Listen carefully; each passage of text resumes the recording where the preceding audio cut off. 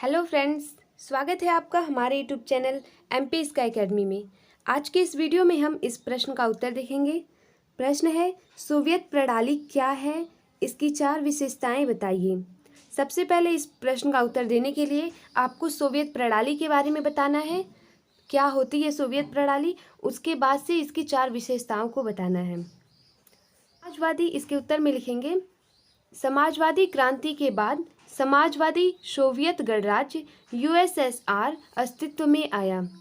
समाजवादी क्रांति पूंजीवादी व्यवस्था के विरोध स्वरूप था तथा समाजवाद के आदर्शों और समतामूलक समाज के निर्माण से संबंधित थी। सोवियत व्यवस्था का आशय समाजवाद एवं समतामूलक समाज के आदर्शों पर आधारित साम्यवादी शासन व्यवस्था से है। इस व्यवस्था को वर्ष 1917 में रूस की समाजवादी क्रांति के बाद अपनाया गया। सोवियत संघ एक बहुराष्ट्रीय राज्य था जिसमें 60 से अधिक राष्ट्रीय समुदाय के लोग रहते थे। सोवियत प्रणाली समाजवादी ढांचे एवं व्यवस्थाओं पर विश्वास करती थी तथा वे समाजवाद के आदर्शों के पक्ष स्पर्धा यह निजी संबंधों के संपत्ति का विरोध करके समाज को समता के आधार पर व्यवस्थित करना चाहती थी। सोवियत संघ प्रणाली के निर्माताओं ने एक दलीय व्यवस्था को ज़्यादा महत्व दिया है क्योंकि सोवियत प्रणाली राजनीति प्रणाली की केंद्र बिंदु कम्युनिस्ट साम्यवादी पार्टी थी। रूस में जिसमें किसी दूसरे दल विपक्ष के लिए कोई स्थान नहीं था, संपूर्ण अर्थव्यवस्था योजनाबद्ध तरीके से राज्य के नियंत्रण में थी। इसके बाद आपको इतना लिखने के बाद आपको समझ में आ गया होगा कि सोवियत प्रणाली जो है वो समाजवादी जो व्यवस्था थी उसी पर आधारित है। यह पूंजीवाद के विरोध में थी। इसी को विस्तार से आपको लिखना है। उसके बाद से हेडिंग डालना है सोवियत संघ की आर्थिक व्यवस्था। इसमें लिखेंगे सोवियत संघ की आर्थिक व्यवस्था के 3 प्रमुख लक्षण इस प्रकार थे। प्रश्न में 4 विशेषताएं बताने के लिए कहा गया था, तो हमने 4 विशेषताओं में पहला विशेषता लिखेंगे समाजवादी अर्थव्यवस्था। अब समाजवादी अर्थव्यवस्था किस तरह की थी, तो इसमें लिखना है अमेरिका, ब्रिटेन और फ्रांस आदि देशों की अर्थव्यवस्था को पूंजीवादी कहा जाता है। यानी कि जैसे अमेरिका है, ब्रिटेन, फ्रांस, इन सब देशों की जो अर्थव्यवस्था है वहाँ की अर्थव्यवस्था को पूंजीवादी कहा जाता है।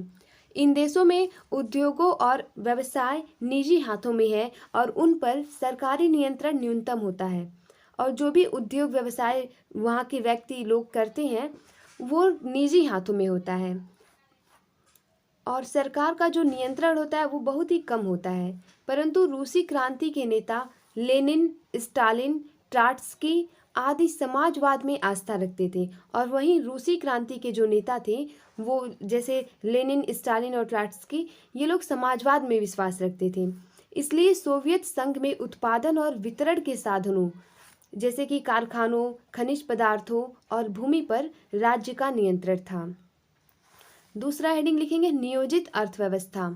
इसमें लिखना है उद्योगों का तेजी से विकास करने के लिए 1928 में रूस में पहली पंचवर्षीय योजना शुरू की गई। नियोजित अर्थव्यवस्था में सरकार यह तय करती है कि किन वस्तुओं का उत्पादन हो, कैसे हो और कितना हो। अब तीसरे नंबर पे लिखेंगे जीवन स्तर। इसमें लिखना है सोवियत संघ में 1929 के बाद काल औद्योगिकरण और कृषि के विकास की काल थी। धीरे धीरे लोगों का जीवन स्तर ऊंचा उठता गया। सोवियत रूस पहला ऐसा देश था जहां लोगों को काम का अधिकार प्रदान किया गया।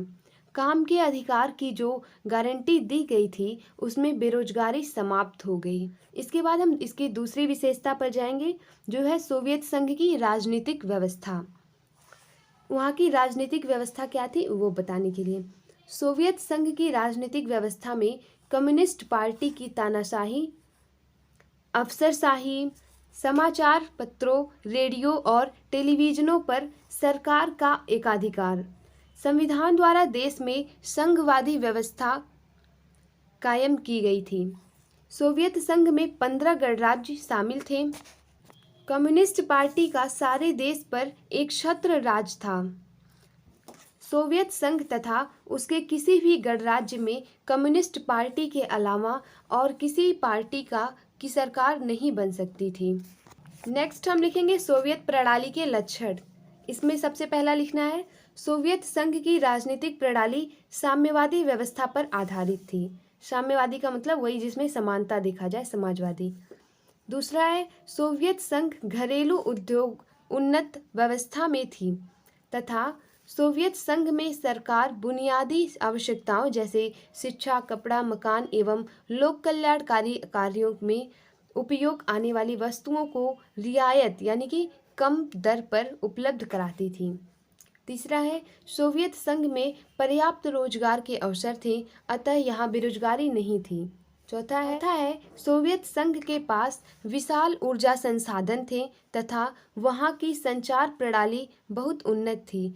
इसमें सभी क्षेत्र परिवहन की सुव्यवस्थित के कारण आपस में जुड़े हुए थे। 5वें नंबर पर है सोवियत प्रणाली में संपत्ति पर राज्य का स्वामित्व एवं नियंत्रण था।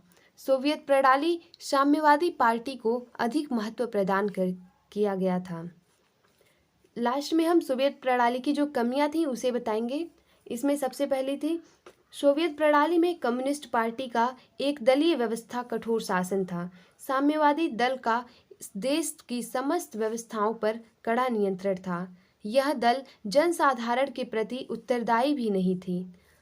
दूसरा है सोवियत संघ ने हथियारों के निर्माण में देश की आय का काफी बड़ा हिस्सा व्यय कर दिया था।